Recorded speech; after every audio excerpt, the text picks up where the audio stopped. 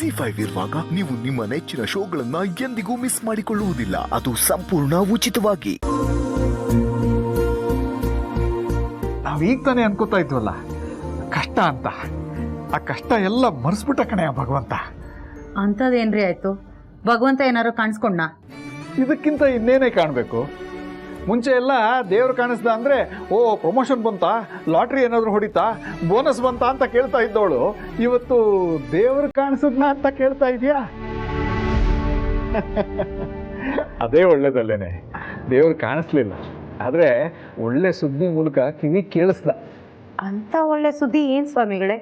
ಕೌಸಲ್ಯ, ಆ ಪಾಪಿ ಪ್ರಾರ್ಥನಾ ಒಂದು ವಿಡಿಯೋ ಇಟ್ಕೊಂಡು ನಮ್ಮನ್ನ ಎಷ್ಟೊಂದು ಆಟ ಆಡಿಸಿದ್ಲು, ನಮ್ಮ ಕೈಯಿಂದ ಮಾಡಬಾರ್ದು ಕೆಲಸಗಳನ್ನೆಲ್ಲ ಮಾಡಿಸಿದ್ಲು. ಆದರೆ ಇವಾಗ ಅವಳೇ ತನ್ನ ಕೈಯಾರೆ ಆ ವಿಡಿಯೋನ ಡಿಲೀಟ್ ಮಾಡಲಾತೆ.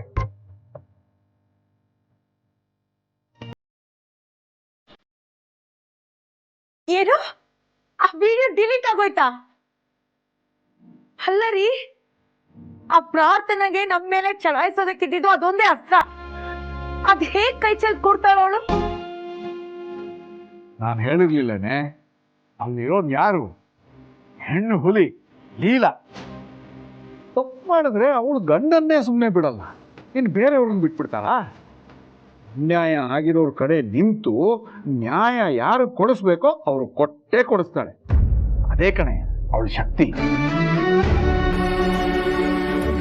ಆ ಅಂತರನ್ನ ಬಗ್ಸೋದಕ್ಕೆ ಎಂಥೆಂಥವರೋ ಪ್ರಯತ್ನ ಮಾಡಿದ್ರು, ಆದ್ರೆ ಯಾರಿಂದನೂ ಸಾಧ್ಯ ಆಗಿಲ್ಲ.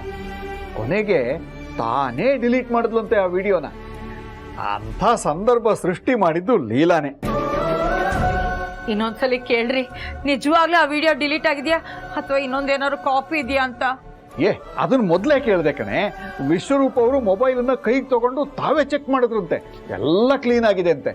ಇವಾಗ ಏನು ಚಿಂತೆ ಇಲ್ಲಪ್ಪ, ಅಮ್ಮಂಗೂ ಹೇಳ್ಬಿಡು ಅಂದ್ಲು. ಸದ್ಯ ಎಲ್ಲ ಡಿಲೀಟ್ ಆಗೋಯ್ತಲ್ಲ, ಈಗ್ಲಾದ್ರೂ ಮಕ್ಳು ತಿಳ್ಕೊಳ್ಬೇಕು.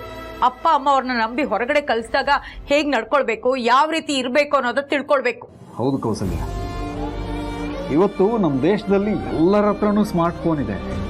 ದುಡ್ಡು ಎಷ್ಟಾದ್ರೂ ಪರವಾಗಿಲ್ಲ, ಕ್ಯಾಮ್ರಾ ಇರೋವಂಥ ಫೋನ್ ಅಂತೂ ಇದ್ದೇ ಇದೆ. ಮಾತೆತ್ತಿದ್ರೆ ಮೊಬೈಲನ್ನ ಹೀಗೆ ಹಿಡ್ಕೊಂಡು ನಿಂತ್ಕೋತಾರೆ.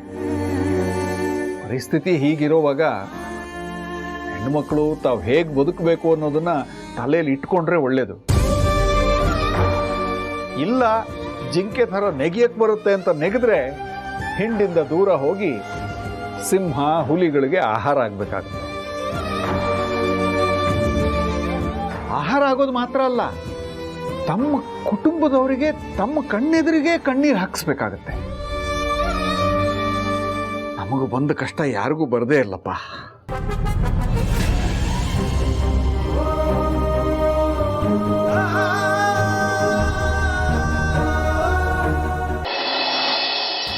ಎಲ್ಲೆಲ್ಲಿ ನೋಡಲಿ ನಿನ್ನನ್ನೇ ಕಾಣುವೆ, ಎಲ್ಲೆಲ್ಲಿ ನಾ ನೋಡಲಿ ನಿನ್ನದೇ ಚಿಲಿಪಿಲಿ, ಎಲ್ಲೋ ಗೋಜಪ್ಪ ನಿನ್ನ ಅರುಮಾನೆ, ಎಲ್ಲೋ ಗೋಜಪ್ಪ. ಏನ್ರಿ ನಿಮ್ ಗೋಳು? ಹಾಡಾದ್ರೂ ಕರೆಕ್ಟಾಗಿ ಹಾಡಿ. ಇವಾಗ ಇದೇ ಟ್ರೆಂಡ್ ಅಮ್ಮ, ಅದಕ್ಕೆ ಖುಷಿಯಾಗಿ ಹಾಡ್ತಾ ಇದ್ದೀನಿ. ಅಂತ ಖುಷಿ ಏನೋ ಸಾಹೇಬ್ರಿಗೆ.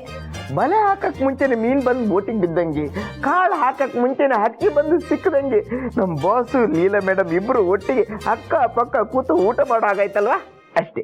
ಅಷ್ಟೇ ಅಲ್ಲ, ಈ ಕಡೆ ರೇವತಿ ಮೇಡಮ್ ಇಂದು ವಿಡಿಯೋ ಕೂಡ ಡಿಲೀಟ್ ಆಗೋಯ್ತು. ಇನ್ಮೇಲೆ ಈ ಮನೇಲಿ ಏನಿದ್ರು ಮೇಡಮ್ದೆ ಹುಕುಂ, ಲೀಲಾ ಮೇಡಮ್ ಕಾ ಹುಕುಂ. ಆಮೇಲೆ ಬಾಸ್ದು ಕಾರು, ಮೇಡಮ್ದು ಕಾರ್ಬಾರು, ಬಾಸ್ದು ಫ್ಯಾಕ್ಟ್ರಿ, ಮೇಡಮ್ದು ಲಾಟ್ರಿ, ಬಾಸ್ದು ಪ್ಯಾಲೇಸ್, ಮೇಡಮ್ದು ನೆಕ್ಲೆಸ್. ಆಮೇಲೆ ಈ ಟೈಪು, ಹೃದಯದಲ್ಲಿ ಇದೇನಿದು ನದಿಯೊಂದು ಓಡಿದೆ ಅಂತ ಒಂದಾಗ್ತಾರೆ. ಒಂದಾದ್ಮೇಲೆ ಒಲವೇ ಜೀವನ ಸಾಕ್ಷಾತ್ಕಾರ ಅಂತ ಹಾಡಿ ಕುಣಿತಾರೆ. ಇನ್ನೇನು ಬೇಕು ನಮ್ಗೆ? ಅಂದ್ರೆ ಅದಾದ ತಕ್ಷಣ ನಮ್ಮ ಮದ್ವೆ ಅಲ್ವಾ? ಅದಕ್ಕೆ ನಾನು ಎಷ್ಟು ಖುಷಿಯಾಗಿ ಸರಿಗಮಪ ಲಿಟಲ್ ಚಾಂಪ್ಸ್ ತರ ಮುದ್ದಾಗಿ ಹಾಡ್ತಿದ್ದೆ. ನೀನ್ ಬರೀ ಲಿಟಲೇ ಚಾಂಪ್ ಆಗಲ್ಲ. ಅದಕ್ಕೆ ನಾವಿಬ್ರು ಮದುವೆ ಆದ್ಮೇಲೆ ಜೂನಿಯರ್ ಪುಟ್ಟಿನೋ ಅಥವಾ ಜೂನಿಯರ್ ಕರ್ತೇನೋ ಬರ್ತಾರಲ್ವಾ, ಅವ್ರಲ್ಲಿ ಯಾರನ್ನಾದ್ರೂ ಡ್ರಾಮಾ ಜೂನಿಯರ್ಗೋ ಅಥವಾ ಸರಿಗಮಪ ಲಿಟಲ್ ಚಾಂಪ್ಸ್ಗೋ ಸೇರಿಸಿದ್ರೆ ಆಯ್ತು. ಹೋಗಿಪ್ಪ, ಅದಕ್ಕೆ ಮದ್ವೆ ಆಗ್ಬೇಕಲ್ವಪ್ಪ? ಮದುವೆ ಆದ್ರೆ ಆಯ್ತಪ್ಪ, ಹೆಂಗಪ್ಪ? ಬಾಸ್ನ ಒಪ್ಪಿಸ್ಬೇಕಪ್ಪ.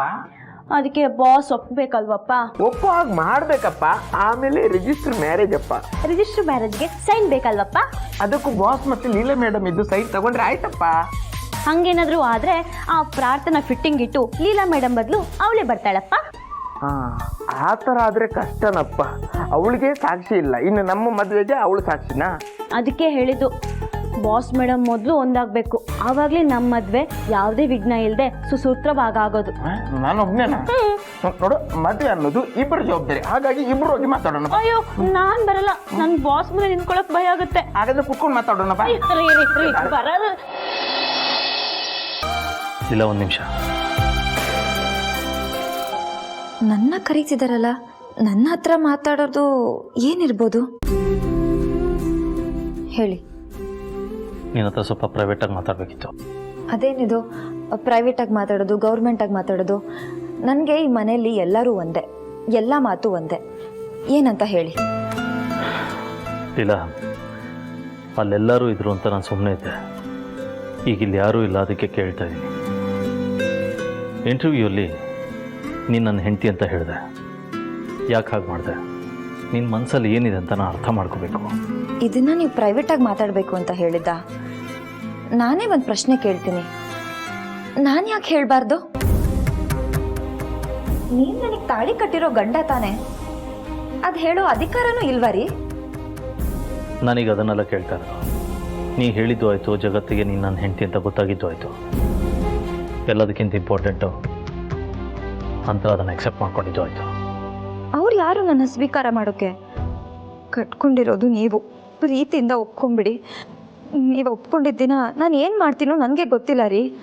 ಕಾಯ್ತಾ ಇದ್ದೀನಿ, ನೀವು ಒಪ್ಕೊಳ್ಳಿ ಅಂತ ನಾನು ವೇಟ್ ಮಾಡ್ತಾ ಇದ್ದೀನಿ. ಅವಳು ಅಕ್ಸೆಪ್ಟ್ ಮಾಡ್ಕೊಂಡ್ಲು ಅಂದ ತಕ್ಷಣ ವಿಷಯ ಅಲ್ಲಿಗೆ ಮುಗಿದಿಲ್ಲ, ಇನ್ನೂ ಇದೆ. ನನ್ನ ಅಂತ ಪ್ರೀತಿ ನೀನು ತಿಳ್ಕೊಂಡಿರೋ ಅಷ್ಟು ಚಿಕ್ಕದಲ್ಲ, ಅದು ಸಾಗರ.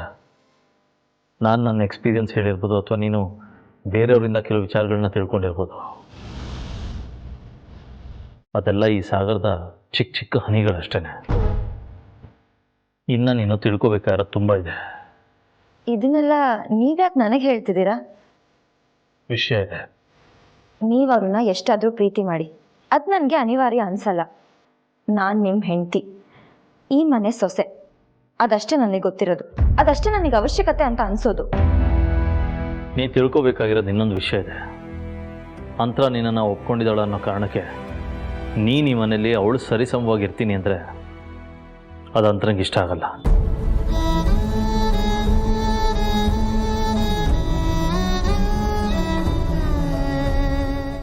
ZEE5 ಆಪ್ ಡೌನ್ಲೋಡ್ ಮಾಡಿ ಎಲ್ಲಾ ಸಂಚಿಕೆಗಳನ್ನು ಸಂಪೂರ್ಣ ಉಚಿತವಾಗಿ ನೋಡಿ.